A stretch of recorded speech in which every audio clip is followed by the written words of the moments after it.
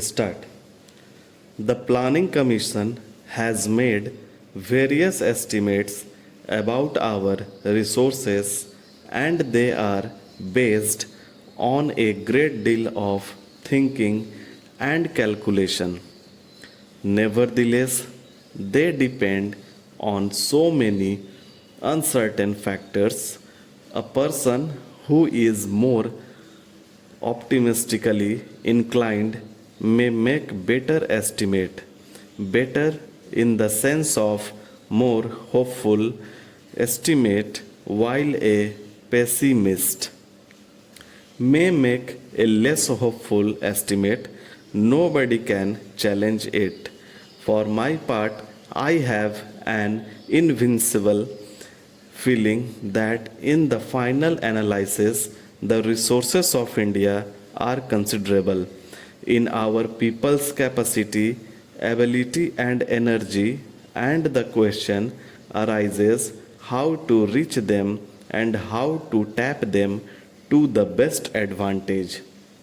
I think this can be done by the realization by the people themselves that it is worthwhile doing so, by their full cooperation and the like. It can never be done by the government decree or by an order from above. Therefore, it becomes important that our people should realize and understand fully what this process of planning is. Therefore, we tried to a considerable extent to get the cooperation of as many people as possible, even at the district level. Apart from a large number of groups of various kinds, I think it may be well said that India is very conscious of planning today. It was reading a foreigner's book the other day in which he says that in India you cannot get away from this planning business. He had written it in slight irritation. Whatever you talk about, somehow they lead you to the question of planning as though everything depended on planning everywhere. Well, whether his irritation was justified or not, I was glad to read that a person with no great sympathy for what we were doing felt enveloped by some kind of an atmosphere of planning. Everybody can talk of planning. Of course, everybody who talks of planning may know very little about planning. That is not the point, but it is true that India is very much planning conscious, and I think it is a great gain. When I say planning conscious, I mean, of course, planning conscious in the democratic structure that we possess, that is, we are proceeding with democratic planning. I am not criticizing any country that may not plan or any country that plans in some other way, authoritarian or some other way.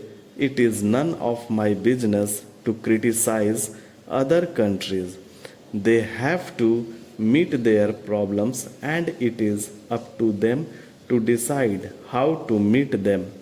They can judge their own people, but so far as we are concerned in this country, people believe that we should endeavor to plan by the democratic method. Planning is a small way, has often been done, and is often done elsewhere. Planning in a really big way has thus far only been done more or less by the authoritarian approach, and the question arises how far a non authoritarian and democratic approach can succeed this kind of planning. I have I believed it can, and not only that, I believe it can ultimately succeed better, non, nor perhaps in yielding such great results quickly, but in laying a surer foundation and more effective foundation not only for plant growth but for the type of society which we wish to develop in this country.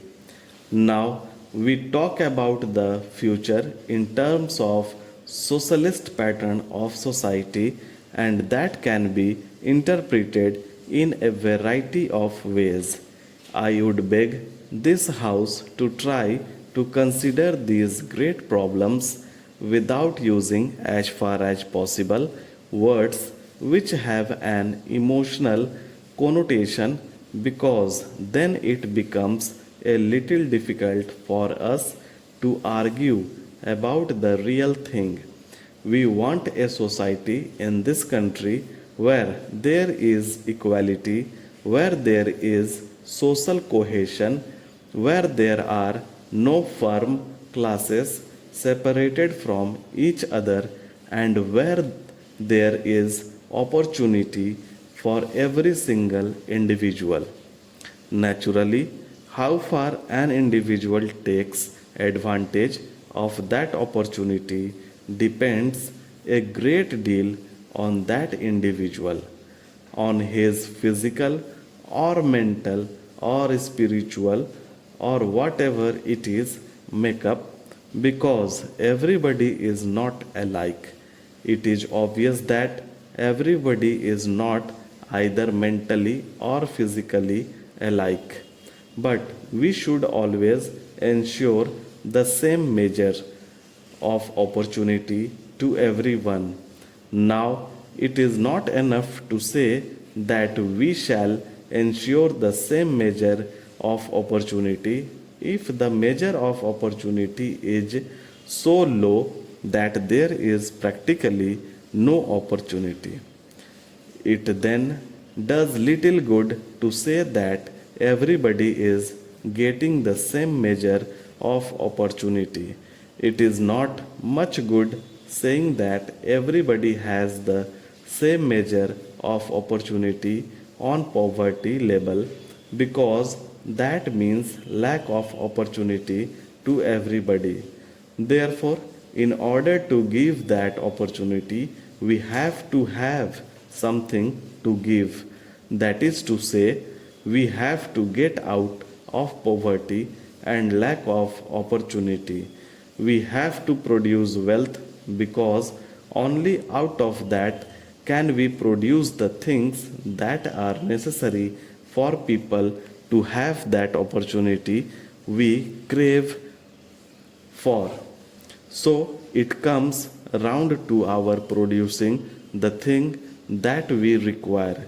When we use the word wealth, of course, there is no significance except in regard to the physical things that we require, whatever we may require, whether it is food or clothing or housing or hundreds and thousands of other things that are necessary. Education, health, and all that are the things that we require and that we want to place before everyone. How do we do that? That there was considerable argument about a year ago about what was called physical planning and financial planning, as if there was an inherent contradiction between the two. Many people thought that the use of this term physical planning was dangerous and was meant to turn our approach in a wrong and harmful direction. Now, I do not understand how there can be any planning of any kind without physical planning. Obviously, whatever you may plan, you have to plan for the goods, you have to plan